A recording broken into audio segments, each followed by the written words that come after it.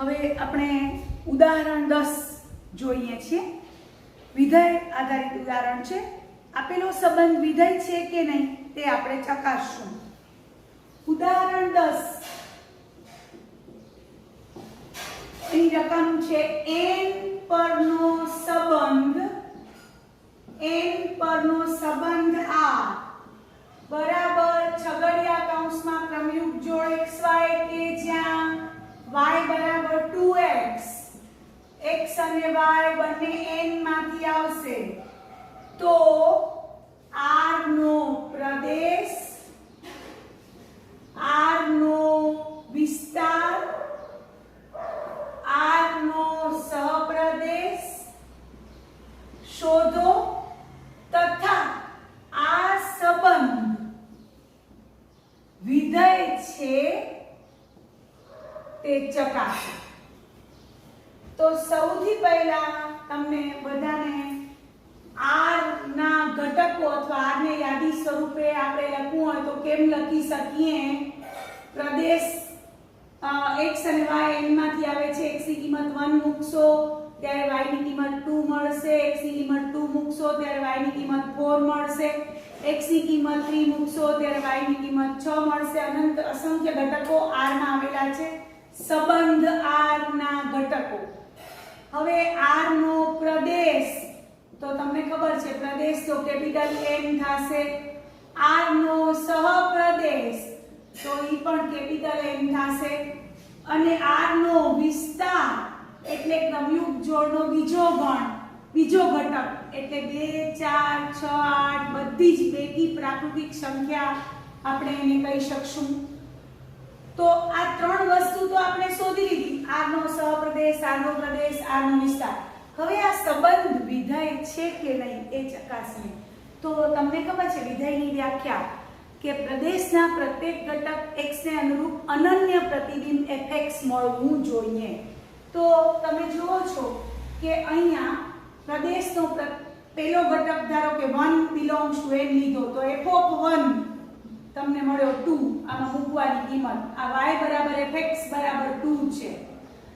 પછી ધારો કે તમે 2 બિલોંગ્સ ટુ n લીધો તો f ઓફ 2 તો મળ્યો 4, 3 લીધો તો મળ્યો f ઓફ 3 બરાબર 6। તો તમે જુઓ છો કે પ્રદેશના પ્રત્યેક ઘટકને અનુરૂપ અનન્ય પ્રતિબિંબો મળે છે, બધાના અલગ અલગ પ્રતિબિંબો મળે છે। therefore આ વિધેય છે। therefore તમે લખી શકશો કે પ્રત્યેક x belongs to n માટે અનન્ય fx મળે છે। therefore આપેલ સંબંધ r એ વિધેય છે। તો આ રીતે આપણે 4 પ્રશ્નોનો જવાબ આપણે શોધ્યો। હવે આપણે પહોંચ્યા છીએ ઉદાહરણ નંબર 11 આપણી બુકમાં। ઉદાહરણ નંબર 11 ઉદાહરણ 11 ની રકમ છે નીચેના સંબંધો વિધેય છે કે નહીં તે ચકાસો। નીચેના સંબંધો વિધેય છે કે નહીં તે ચકાસો। ઉદાહરણ 11 ની રકમમાં પહેલો સંબંધ આપ્યો છે r સંબંધ r, એના સીધા ઘટકો જ આપ્યા છે ક્રમયુગ જોડ સ્વરૂપે 2 1 3 1 4 2। તો આ વિધેય છે કે નહીં તો જોવાનું કે આ સંબંધ આપ્યો છે, સંબંધનો પહેલો ઘટક એનો પ્રદેશ બતાવે છે, એને અનુરૂપ અનન્ય પ્રતિબિંબ મળે છે કે નહીં। તો લખશું કે અહીં r ના પ્રત્યેક ઘટક r ના પ્રદેશના પ્રત્યેક ઘટક 2 3 4 માટે અનન્ય પ્રતિબિંબ મળે છે। therefore r એ વિધેય છે। 2 ને અનુરૂપ 1 મળે છે, 3 ને અનુરૂપ 1 મળે છે, 4 ને અનુરૂપ 2 મળે છે, તો આ ચોક્કસ વિધેય છે। તમે કહેશો કે આ બંને પ્રતિબિંબો તો સમાન છે, તે પ્રતિબિંબો સમાન હોઈ શકે, પ્રદેશના ઘટકો અલગ હોવા જોઈએ। પ્રદેશના પ્રત્યેક ઘટકને અનુરૂપ કોઈને કોઈ પ્રતિબિંબ મળતું હોવું જોઈએ। તો અહીં પ્રતિબિંબો સમાન હોઈ શકે છે પણ પ્રદેશના ઘટકો બે અલગ છે તો આ વિધેય છે એમ ચોક્કસ આપણે કહેશું. પછી બીજો દાખલો એમાં છે 11મા ઉદાહરણમાં બીજો સંબંધ r આપ્યો છે ક્રમયુક્ત જોડ 2 2 2 4 3 3 4 4. હવે તમે જોશો કે આ વિધેય નથી. શું કામ વિધેય નથી? કારણ કે આમાં પ્રદેશનો ઘટક 2 નું પ્રતિબિંબ એકવાર 2 મળે છે અને બીજી વાર 4 મળે છે. પ્રદેશનો પ્રત્યેક ઘટકને અનુરૂપ અલગ અલગ પ્રતિબિંબ મળવા જોઈએ ને, એને બદલે 2 ને અનુરૂપ 2 અને 2 ને અનુરૂપ પાછું 4. તો નેચરલી પ્રદેશના પ્રત્યેક ઘટકને બદલે 2 માટે પ્રદેશના ઘટક 2 માટે બે પ્રતિબિંબો મળે છે 2 અને 4, જે દર્શાવે છે કે આપેલો સંબંધ એ વિધેય નથી. તો અહીંયા r એ વિધેય નથી કારણ કે પ્રદેશના ઘટક 2 માટે બે જુદા જુદા પ્રતિબિંબો 2 અને 4 મળે છે એટલે વિધેય નથી. ત્રીજો એમાં છે તો એ પણ આપણે ગણ લખીએ છીએ. r બરાબર 1 2 2 3 3 4 4 5 5 6 4 5 5 6 6 7. તો આ વિધેય છે. તો તમે જુઓ છો કે ધારો કે ક્રમયુક્ત જોડના પહેલા ઘટકથી પ્રદેશ બનતો હોય તો બધા પ્રદેશના પ્રત્યેક ઘટકને અનુરૂપ અનન્ય પ્રતિબિંબો મળે છે. 1 સામે 2 2 સામે 3 3 સામે 4 4 સામે 5 5 સામે 6 6 સામે 7. તો આ ચોક્કસ વિધેય છે. આપણે શું કહેશું? r એ વિધેય છે કારણ કે પ્રદેશના પ્રત્યેક ઘટકને અનુરૂપ અનન્ય પ્રતિબિંબ મળે છે એટલા માટે. હવે આપણે એક નવી વ્યાખ્યા જોઈએ છીએ અને એ છે વાસ્તવિક વિધેય કોને કહેવાય. તો વાસ્તવિક વિધેય આપણે વ્યાખ્યા તરીકે એને સમજીએ છીએ. વાસ્તવિક વિધેય રિયલ ફંક્શન. તો વાસ્તવિક વિધેય કોને કહેવાય? તો વ્યાખ્યા લખીએ છીએ આપણે. વાસ્તવિક વિધેય કોને કહેવાય? વાસ્તવિક વિધેય કોને કહેવાય? જો કોઈ વિધેય નો વિસ્તાર, જો કોઈ વિધેયનો વિસ્તાર r કે r નો ઉપગણ હોય, r કે r નો ઉપગણ હોય તો તે વિધેયને વાસ્તવિક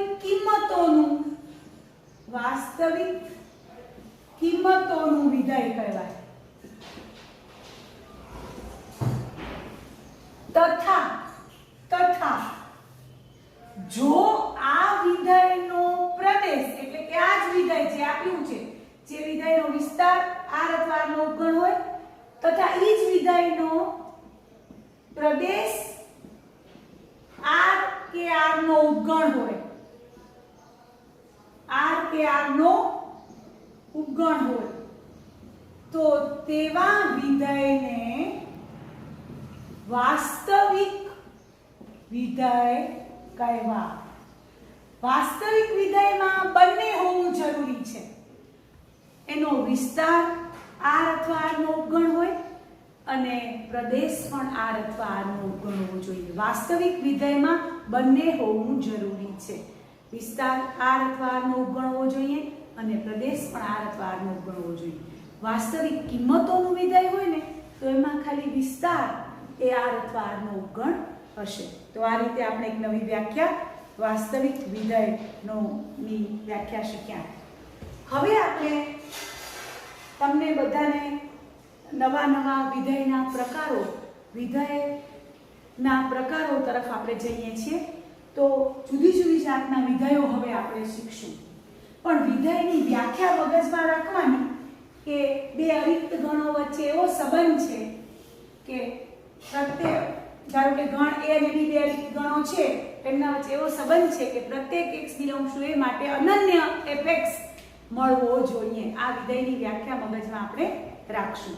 હવે વિધેયના પ્રકારોમાં આપણી પાસે પહેલો પ્રકાર છે તદેવ વિધેય. બધા વિદ્યાર્થીઓ વિધેયના પ્રકારો હવે આપણે ભણીએ છીએ. વિધેયના પ્રકારો. એમાં પહેલો પ્રકાર છે તદેવ વિધેય. તદેવ વિધેય ગુજરાતીમાં એનું બીજું નામ પણ છે એકમ વિધેય અને ઇંગ્લિશમાં એને આઇડેન્ટિટી ફંક્શન તરીકે ઓળખીએ છીએ. ગુજરાતીમાં બે નામ છે, તદેવ વિધેય અને એકમ વિધેય. હવે કઈ વ્યાખ્યા શું છે? તદેવ વિધેયની વ્યાખ્યા શું છે? તો અહીંયા ધ્યાન આપજો બધા.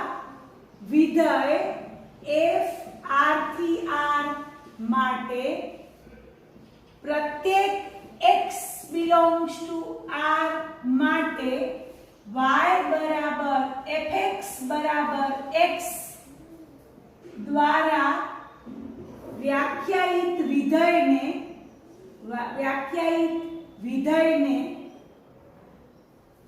તદેવ વિધેય કહે છે. વિધેય f r થી r આપેલું છે. પ્રદેશ એ r છે, સહપ્રદેશ એ r છે. માટે પ્રત્યેક x belongs to r માટે આ રીતે વ્યાખ્યાયિત કરેલું છે. y બરાબર fx બરાબર x દ્વારા વ્યાખ્યાયિત વિધેયને તદેવ વિધેય કહેવાય છે. આ તદેવ વિધેય એટલે શું? તો આ રીતેની વ્યાખ્યા અલગથી તમે યાદ રાખી લેજો. તદેવ વિધેય એટલે કે એકમ વિધેય, એમાં fx બરાબર શું મળે? x મળે છે. અને તમને ખબર છે કે x પ્રત્યેક x આવે શેમાંથી છે? પ્રદેશમાંથી. પ્રત્યેક x belongs to r માટે fx બરાબર x મળે છે. અહીંયા ધ્યાન બધાનું. આ સૂત્ર તદેવ વિધેયનું સૂત્ર છે. આ તદેવ વિધેયની વ્યાખ્યા છે. આ તદેવ વિધેયનું સૂત્ર કહેવાય. પ્રદેશ આવ્યો r, એમાંથી x લીધો. અહીંયા જો બધા બરોબર. પ્રદેશમાંથી x લીધો, એને અનુરૂપ સામે પણ x જ મળ્યો r માંથી. પ્રદેશમાંથી તમે x લીધો, સામે તમને x જ મળ્યો. એટલે કે આપણે જો અરીસામાં જોઈએ તો અરીસામાં આપણે જ દેખાઈએ. તો આપણે આને તદેવ વિધેયનું ઉદાહરણ કહી શકીએ. પ્રદેશમાંથી x લ્યો છો, સામે એનું પ્રતિબિંબ પણ x જ મળે છે. ધારો કે માની લો કે કોઈ પ્રદેશ તમારી પાસે a બરાબર કોઈ વિધેય a થી a આપ્યું છે. વિધેય a થી a આપ્યું છે. a બરાબર માની લો 1 2 3 છે અને તમને કહ્યું છે fx બરાબર x. તો આના ઘટકો લખો અને આ તદેવ વિધેય છે. તો આ તદેવ વિધેય છે. પ્રદેશમાંથી તમે 1 લ્યો તો સામે શું મળશે? 1 મળશે. પ્રદેશમાંથી તમે 2 લ્યો તો સામે 2 મળશે. પ્રદેશમાંથી તમે 3 લ્યો તો સામે 3 મળશે. એટલે કે મેં કહ્યું એમ સરસ ઉદાહરણ કે અરીસામાં તમે જુઓ તો તમારું જ પ્રતિબિંબ દેખાય. તો f(1) પ્રદેશમાંથી 1 લ્યો તો સામે 1 મળે, 2 લ્યો તો 2 મળે, 3 લ્યો તો 3 મળે. એટલે કે એની વ્યાખ્યા શું છે? fx બરાબર x મળે. fx બરાબર x. પ્રદેશમાંથી તમે x લ્યો, સામે પણ તમને x જ મળશે. તો આ રીતે આ તદેવ વિધેયની વ્યાખ્યા છે. અને હવે આ તદેવ વિધેય જે તમે શીખ્યો, ઈ તદેવ વિધેય નો પ્રદેશ શું? તમને પ્રશ્ન પૂછે તો તદેવ વિધેયનો પ્રદેશ, તદેવ વિધેયની વ્યાખ્યા તો તમને બધાને ખબર પડી ગઈ. fx બરાબર x, જ્યાં x belongs to r. બધાને આ ખબર પડી ગઈ. આ તદેવ વિધેયની વ્યાખ્યા, તદેવ વિધેયનું સૂત્ર જે કહી શકો એ તમે છે. તદેવ વિધેયનું સૂત્ર પણ તમે કહી શકો છો આને. હવે તદેવ વિધેય જે મેં શીખવ્યું, ઈ તદેવ વિધેયનો પ્રદેશ શું છે? પ્રદેશ તો આવ્યો પ્રદેશ છે આ. પછી તમને કોઈ પૂછે કે તદેવ વિધેયનો સહપ્રદેશ શું છે? તો સહપ્રદેશ પણ r છે. આવ્યો આ સહપ્રદેશ છે. અને તદેવ વિધેયનો વિસ્તાર શું છે? તો ઈ પણ r જ થાય. કારણ કે તમને ખબર છે પ્રદેશમાંથી x લેશો સામે x જ મળશે. તો અંતે પ્રદેશ, સહપ્રદેશ અને વિસ્તાર ત્રણે ત્રણ સમાન થાય છે. ઉપરાંત તમને કોઈ કહે કે તદેવ વિધેયના ઘટકો લખો તદેવ વિધેયના ઘટકો લખો તો પ્રદેશ r છે તો હું 0 લઉં તો મને સામે 0 જ મળે. કારણ કે આવ્યું અહીંયા 0 લખ્યું તો અહીંયા f(0) એટલે 0 જ મળશે. fx બરાબર x મળે છે. 1 લઉં તો 1 જ મળશે. 2 લઉં તો 2 જ મળશે. મને એમ થાય 1/2 લઉં તો 1/2 જ મળશે, આ બાજુ -1 લઉં તો -1 જ મળશે. ખબર છે કે અરીસામાં હું જોઉં તો હું જ દેખાઉં, -1/2 જો લઉં તો -1/2 જ મળે. તો આ તદેવ વિધેયના આવી રીતે ઘટકો લખ્યા આપણે પ્રવયુક્ત જોડ સ્વરૂપે. હવે આપણે આ તદેવ વિધેયનો આલેખ જોઈએ છે. તદેવ વિધેયનો આલેખ કેવો થાય તો ધ્યાનથી બધા જોશે. તદેવ વિધેયનો આલેખ બતાવવા જઈ રહી છું અહીંયા ધ્યાન.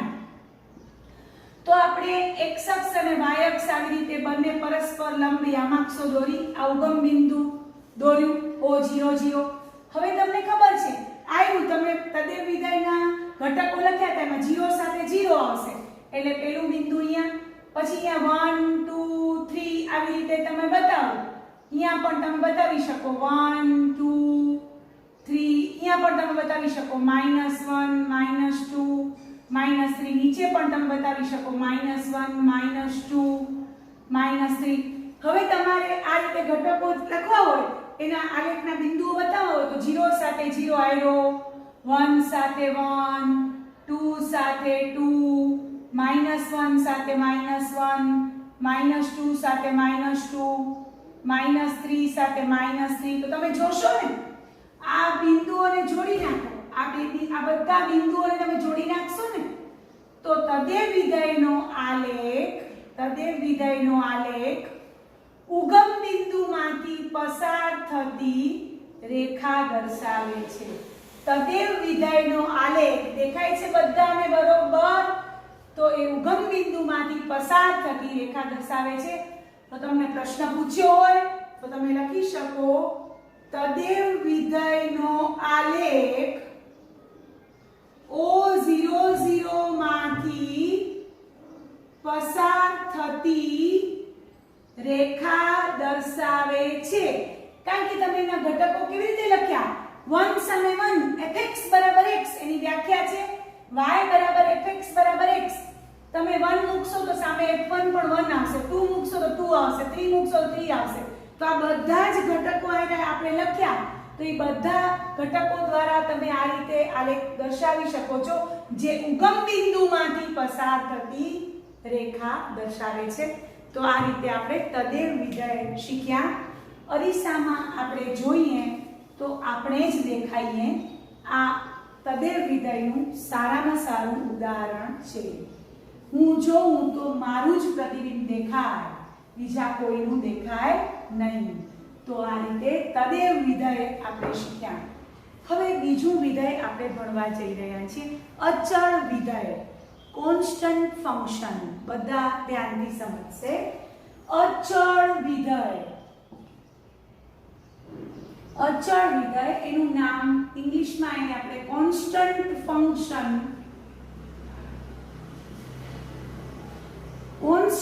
ફંક્શન તરીકે એનું ઇંગ્લિશ રીતે ઓળખશું. ગુજરાતીમાં અચળ વિધેય કહેવાય. હવે તમને ખબર છે કે વિધેય f r થી r પ્રત્યેક x માટે, પ્રત્યેક x belongs to r માટે fx બરાબર c,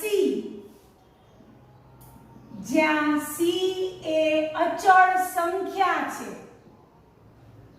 એટલે કે પ્રદેશમાંથી તમે આ પ્રદેશ r માંથી પ્રત્યેક x લેશો પણ સામે પ્રતિબિંબનો જવાબ c જ મળશે, fx બરાબર c મળશે, જ્યાં c કોઈ અચળ સંખ્યા છે. દ્વારા વ્યાખ્યાયિત વિધેયને અચળ વિધેય કહેવાય છે. ફરીથી વિધેય r થી r માટે પ્રત્યેક x belongs to r માટે, પ્રત્યેક x belongs to r એટલે પ્રદેશના પ્રત્યેક x માટે fx નું મૂલ્ય c થાય. તમે પ્રદેશમાંથી જુદા જુદા x લ્યો પણ સામે fx નું મૂલ્ય કોઈ c અચળ સંખ્યા થાય એટલે કે પ્રતિબિંબ સમાન મળે. પ્રદેશના પ્રત્યેક ઘટક અલગ અલગ જુદા જુદા લ્યો પણ પ્રતિબિંબેનું શું મળે? સમાન. પ્રદેશના ઘટકો અલગ અલગ પણ પ્રતિબિંબેનું સમાન c કોઈ અચળ સંખ્યા મળે તો આવા વિધેયને આપણે અચળ વિધેય કહીશું. અને તમને ખબર છે અચળ વિધેયનું સૂત્ર, જેમ કે મેં તદેવ વિધેયનું સૂત્ર લખ્યું હતું અચળ વિધેયનું સૂત્ર આ રીતે આવશે y બરાબર fx બરાબર c, જ્યાં c એ અચળ સંખ્યા છે, કોઈ અચળ સંખ્યા છે. તો આ યાદ રાખજો કે અચળ વિધેયનું આ સૂત્ર છે y બરાબર fx બરાબર c. હવે તમને કોઈ પૂછે કે આ અચળ વિધેયનો પ્રદેશ, અચળ વિધેયનો પ્રદેશ, તો આયરો દેખાય છે. તમને પૂછે અચળ વિધેયનો સહપ્રદેશ, તો ઈ પણ આ દેખાય છે. હવે અચળ વિધેયનો વિસ્તાર બહુ ખતરનાક છે, કારણ કે તમને ખબર છે પ્રદેશમાંથી તમે x લ્યો છો, આ પ્રદેશમાંથી x, એને અનુરૂપ જવાબ c જ આવે છે. c જ ગમે તેવા પ્રદેશમાંથી તમે x લેશો, સામે જવાબ fx નું મૂલ્ય c આવે છે. એટલે આપણે એનો વિસ્તાર એ માત્ર ને માત્ર છગડીયા કૌંસમાં c થાય છે, જે એનો વિસ્તાર બતાવે છે. એકાકી ગણ c કહેવાય આને, એકાકી ગણ c. તો આ રીતે અચળ વિધેયનો વિસ્તાર હંમેશા એકાકી ગણ હોય છે. હા, તમને જેમ મેં તદેવ વિધેય માટે કહ્યું કે આપણે અરીસામાં જોઈએ તો આપણે જ દેખાઈએ, એટલે x નું પ્રતિબિંબ fx પણ x જ મળે છે. એમ અહીંયા અચળ વિધેય માટે પણ એક સરસ ઉદાહરણ છે કે કોઈ 5-5 રૂપિયાની વસ્તુ વેચવા માટે એક ભાઈ નીકળ્યા છે લારીમાં, અને દરેક વસ્તુની કિંમત જો 5 રૂપિયા નક્કી કરી લે, તો હું એની લારીમાંથી ગમે તે વસ્તુ લઉં, જુદી જુદી વસ્તુ લઉં, પણ જો એ કિંમત 5 રૂપિયા નક્કી કરી લે, તો એ અચળ વિધેયનું સારામાં સારું ઉદાહરણ છે. હું એની લારીમાંથી બોલપેન લઉં, હું એની લારીમાંથી ડબલું લઉં, એની લારીમાંથી હું ક્લિપ લઉં, બધાની કિંમત કેટલી રૂપિયા નક્કી કરીને આવ્યા છે? 5 રૂપિયા. તો આ અચળ વિધેયનું સારામાં સારું ઉદાહરણ છે. અહીં c બરાબર 5 છે, બરોબર? તો બધા વિદ્યાર્થીઓ જોશે પ્રદેશમાંથી હું ગમે તેટલા x લઈશ, પણ સામે fx નું મૂલ્ય c જ મળશે. તો આ અચળ વિધેયનું ઉદાહરણ છે. અને અચળ વિધેયનો આલેખ આપણે હવે દોરવા જઈ રહ્યા છીએ. તો અચળ વિધેયનો આલેખ, તો એ કઈ રીતે આલેખ દોરશું? તો બધાનું ધ્યાન અહીંયા હશે. ધારો કે આપણે x અક્ષ અને y અક્ષ અને ઉગમ બિંદુ દ્વારા બે લંબ યામાક્ષો દોરી. હવે ધારો કે માની લો કે y બરાબર fx બરાબર c. c એટલે કોઈ અચળ સંખ્યા છે, કોઈ અહીંયા 0c બિંદુમાં છેદે છે.